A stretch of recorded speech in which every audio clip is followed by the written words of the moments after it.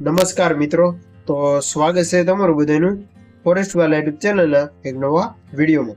તો આજના વિડીયોમાં ખાસ વાત કરવાના છે કે શિક્ષણ ભરતીના આજના તાજા મોટા સમાચાર આવી ગયા છે કે વિદ્યા સહાયક નવી બમ્પર ભરતીની જાહેરાત છે તે આવી ગઈ છે. જે પણ ઉમેદવારો બીએડી અને પીએચડી પાસ છે તેઓ ઉમેદવારો માટે ધોરણ 1 થી 5 શિક્ષક બનવા માટેની તક છે તે જાહેરાત કરવામાં આવી છે. તો તેની વાત કરવાના છે અને સાથે સાથે ટેટ 1 પાસ પરીક્ષાની તારીખ જાહેર કરવામાં આવેલી છે. તો તે માટેના ફોર્મ ભરવાની તારીખ અને વય મર્યાદા ઉમેદવારોને શું આપવામાં આવેલી છે તેની વિગતવાર માહિતી છે તે આપણે આજના વિડીયોમાં મેળવવાના છે. તો તમે સ્ક્રીન પર જોઈ શકો છો કે આજે લેટેસ્ટ 14/10/2025 દિવસે આવેલું મહત્વપૂર્ણ નોટિફિકેશન રાજ્ય પરીક્ષા બોર્ડ ગુજરાત રાજ્ય સેક્ટર 21 ગાંધીનગર દ્વારા જાહેરાત કરવામાં આવેલું છે કે સુધારેલા જિલ્લા શિક્ષણ સમિતિ નગર શિક્ષણ સમિતિ હસ્તકની પ્રાથમિક શાળાઓમાં ઉચ્ચ અને પ્રાથમિક શાળાઓમાં પ્રાથમિક શિક્ષણ વિદ્યા સહાયક નિમણૂક માટેના ધારાધોરણ નિયમિત થયેલા છે.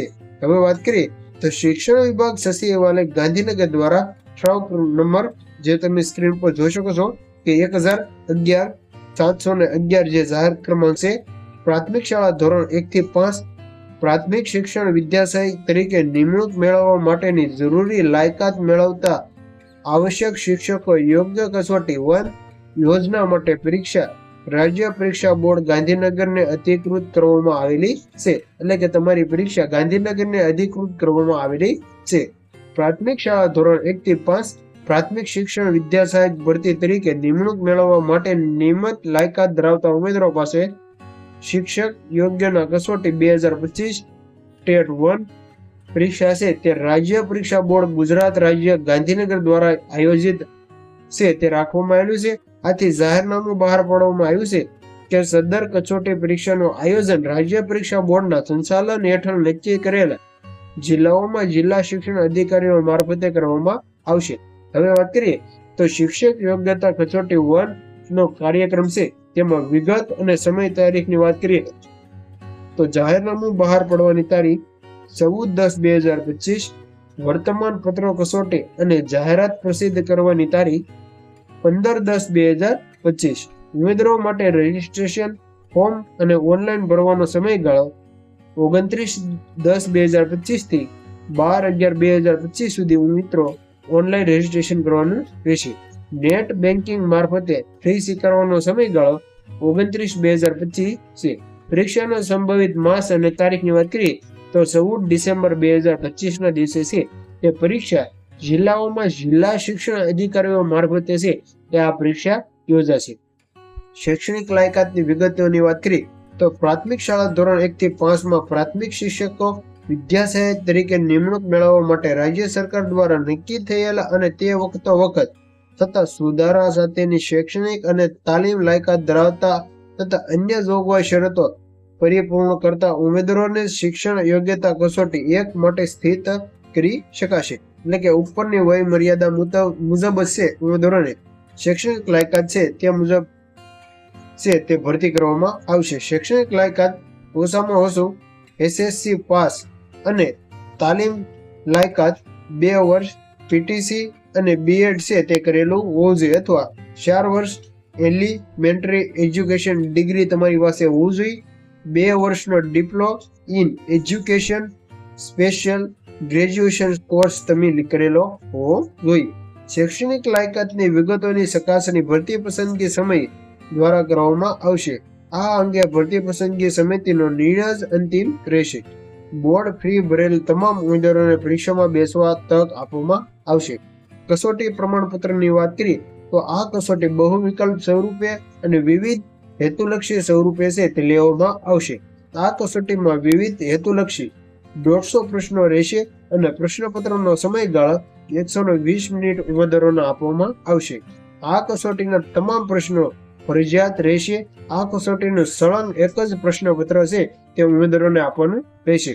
દરેક પ્રશ્નપત્રને 1 ગુણ રહેશે. દરેક પ્રશ્નના ઉત્તરમાં 4 વિકલ્પો આપેલા હશે તેમાંથી સાચો વિકલ્પ છે તે ઉમેદવારોએ પસંદ કરવાનું રહેશે. કસોટીનું માળખું અને જાહેરાત ક્રમાંક જે તમે 711 નંબરનો જે 29/4/2025 મુજબ છે તે લેવામાં આવશે. કસોટીના માળખા બાબતે શિક્ષણ વિભાગે જે નિર્ણય લીધો તે આખરી ગણાશે.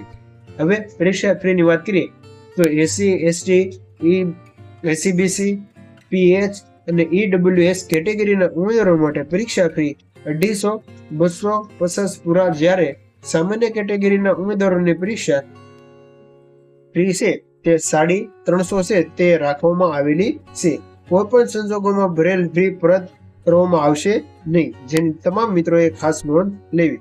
ફી ભરવાની પદ્ધતિ છે તે ઓનલાઈન બેન્કિંગ દ્વારા છે તે તમારે ભરવાની રહેશે.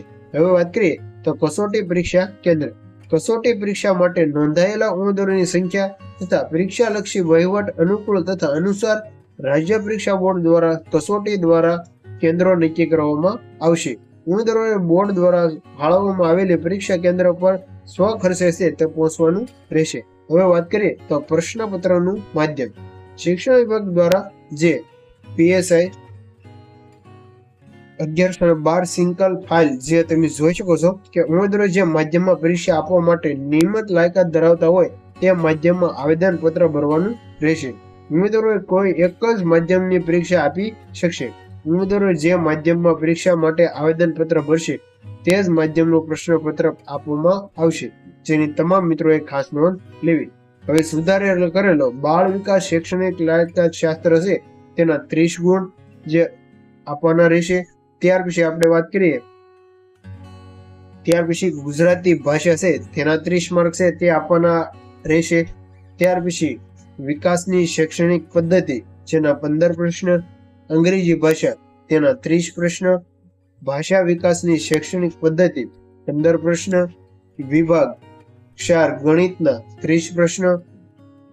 ત્યાર પછી વિષય વસ્તુ 15 ગુણ, પદ્ધતિ શાસ્ત્ર 15 ગુણ, પર્યાવરણ સામાન્ય જ્ઞાન શૈક્ષણિક વર્તમાન પ્રવાહ 30 માર્ક. આવી રીતે છે જે તમામ પ્રશ્નો છે તે તમારું પ્રશ્નપત્ર છે તે 150 માર્કનું પ્રશ્નપત્ર રહેશે અને 120 મિનિટ છે તે ઉમેદવારોને આપશે, જેની તમામ મિત્રોએ છે તે ખાસ નોંધ લેવી.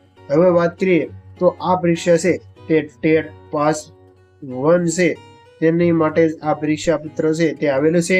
તેમાં પરીક્ષા આપવા માટે ઉમેદવારો પાસે શૈક્ષણિક લાયકાતની વાત કરીએ તો PAT અને PST ઉમેદવારોએ છે તે પાસ કરેલું હોવું જોઈએ અને અન્ય 2 વર્ષનો કોર્સ જે આપણે આગળ વાત કરીએ તે એકવાર અવશ્ય માહિતી છે તે જોઈ લેશો. તો આજના જો વિડીયોની માહિતી સારી લાગી હોય તો ખાસ તમારા મિત્રોને શેર કરી દો.